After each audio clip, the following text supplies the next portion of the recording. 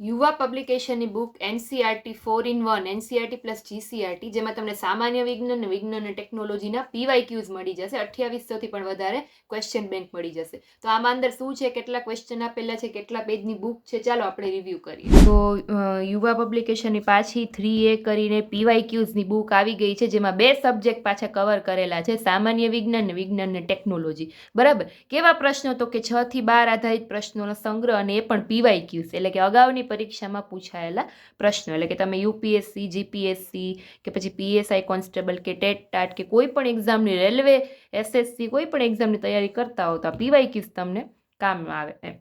તો 2 સબ્જેક્ટ આમાં છે. હવે જોઈએ આપણે. સૌથી પહેલા તો ઇન્ડેક્સ આપેલું હશે.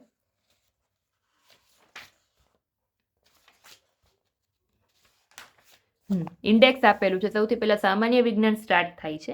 એમાં જીવ વિજ્ઞાન છે, તો એમાં કયા કયા ટોપિક છે, બરાબર, કયા કયા ચેપ્ટર્સ છે, જેમ કે જીવ વિજ્ઞાનમાં કોષ છે, પેશીઓ છે, માનવ શરીરનું આખું અંગતંત્ર છે, એ બધું જીવ વિજ્ઞાનમાં આવે.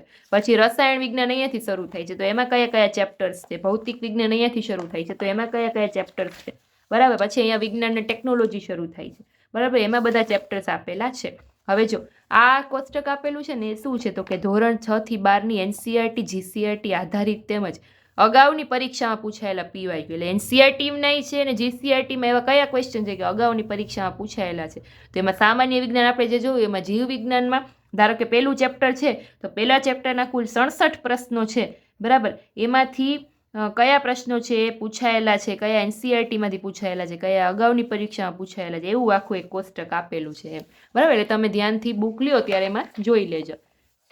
બધા સબ્જેક્ટની રીતે આપેલું છે. પછી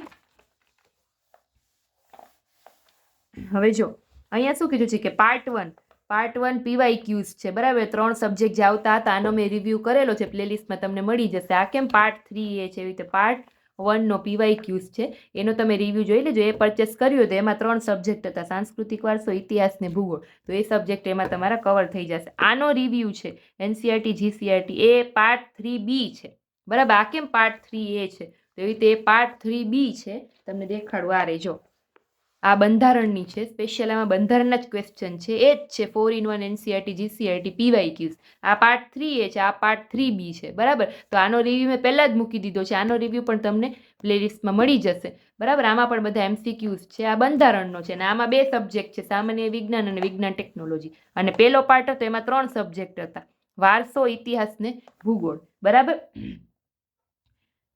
તો આપણે પાર્ટ 3A નો, બરાબર. હવે શું આવે છે જોઈએ આગળ.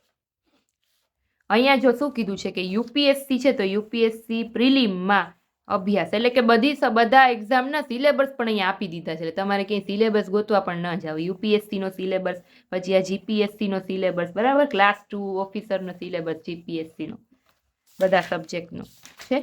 પછી અહીંયા પોલીસ ઇન્સ્પેક્ટર એટલે કે પીઆઈ છે, પછી એસટીઆઈ છે, કે ડીવાયએસઓ છે, કે પછી ચીફ ઓફિસર છે, મદદનીશ વન સંરક્ષક છે, હિસાબી અધિકારી છે, બરાબર, ડેપ્યુટી સેક્શન ઓફિસર છે. એ બધાનો સિલેબસ છે અહીંયા આપેલો છે પ્રિલિમ્સનો સિલેબસ આખો, કયા સબ્જેક્ટમાંથી શું શું પૂછાય છે અને કઈ કઈ બુકમાં એ આપેલું છે, બરાબર, એ પણ આપેલું. પછી પોલીસ કોન્સ્ટેબલનો સિલેબસ એ પણ આપેલો છે. પછી પીએસઆઈનો સિલેબસ. ટૂંકમાં સિલેબસ ગોતવા તમારે ક્યાંય જવું ન પડે. સિલેબસ મુજબ તમને બુક પણ લખેલી છે, કે ધારો કે સાંસ્કૃતિક વારસો છે, તો આની જે પાર્ટ 1 મેં કીધી ને પીવાયક્યુ વાળી, એમાંથી તમને આ બધા ચેપ્ટર મળે એમ લખેલું છે, બરાબર.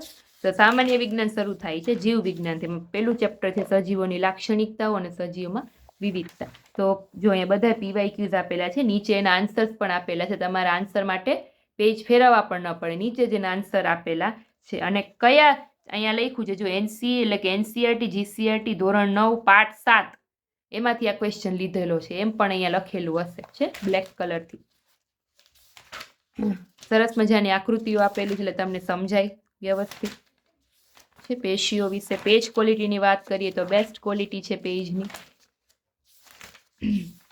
કંકાલ તંત્રની આખી આકૃતિ આપેલી છે. પીવાયક્યુ સાથે આકૃતિઓ પણ છે, બરાબર. સ્વસ્થ શરીર, બધા પીવાયક્યુ ને નીચે એના આન્સર. મહાવરા માટેના પણ ક્વેશ્ચન છે, પ્રેક્ટિસ માટેના પણ ક્વેશ્ચન છે. આનુવંશિકતા અને ઉત્ક્રાંતિ, અહીંયાથી રસાયણ વિજ્ઞાન શરૂ થાય. તો એમાં પણ જો પહેલું ચેપ્ટર છે આપણી આસપાસ થતા ભૌતિક અને રાસાયણિક ફેરફારો, છે. તો બધાય PYQs આપેલા છે. પછી દ્રવ્ય અને એના ગુણધર્મ, તો અહીંયા ચાર્ટ્સ આપેલો છે સરસ.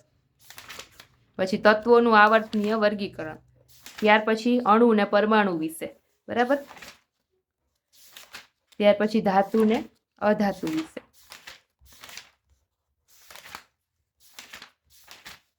એસિડ બેઝ ને ક્ષારનું ચેપ્ટર છે.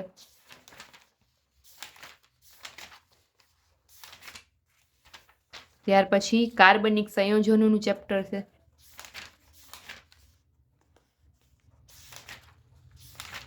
ભૌતિક વિજ્ઞાન અહીંયાથી શરૂ થાય છે. એમાં કયા કયા પહેલું છે ભૌતિક રાશિઓ વિશેનું ચેપ્ટર છે. પછી ગતિ ને બળનું ચેપ્ટર છે. ત્યાર પછી આગળ જઈએ તો ઘન, તરલ ના યાંત્રિક ગુણધર્મો, બરાબર. ત્યાર પછી કાર્ય ઉર્જા અને પાવર. ટૂંકમાં બધા ચેપ્ટરના PYQs આપેલા છે. તમને ખ્યાલ આવે એમ કે ગઈ એક્ઝામમાં બધી એક્ઝામમાં આવા ક્વેશ્ચન આ ચેપ્ટરમાંથી પૂછાયેલા હતા, તો હવે મારે શું કેવી રીતની તૈયારી કરવી એમ. PYQs નો બેનિફિટ કે તમને ખ્યાલ રહે એમ કે મારે કયા ચેપ્ટરમાં ને કેટલો ટાઈમ આપવો એમ. જે ચેપ્ટરમાંથી બહુ વધારે ન પૂછાતું હોય તો એવા ચેપ્ટરને ઓછો ટાઈમ આપવાનો. વિજ્ઞાન અને ટેકનોલોજી અહીંયાથી શરૂ થાય છે. એમાં પેલું ભારતનું વિજ્ઞાન અને ટેકનોલોજી ક્ષેત્રે યોગદાન. ત્યાર પછી પરમાણુ ટેકનોલોજી.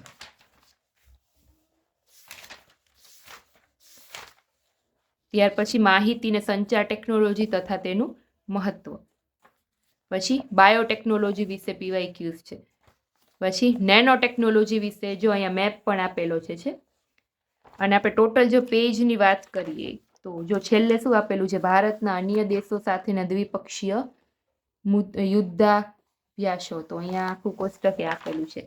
ટોટલ પેજ 280 એટલે કે 280 પેજની આ બુક આવે છે, બરાબર. જો તમારે આને પરચેસ કરવી હોય તો આની લિંક છે ડિસ્ક્રિપ્શનમાં મૂકું છું. ને તમને મારી શોપ કરીને આ વિડીયોમાં ટેગ પ્રોડક્ટ આવતી હશે, વ્યૂ પ્રોડક્ટ, એ પ્રોડક્ટમાંથી પણ તમને આ બુક ડાયરેક્ટ પરચેસ કરી શકશો. એમાં પણ આ બુક આવતી હશે, બરાબર.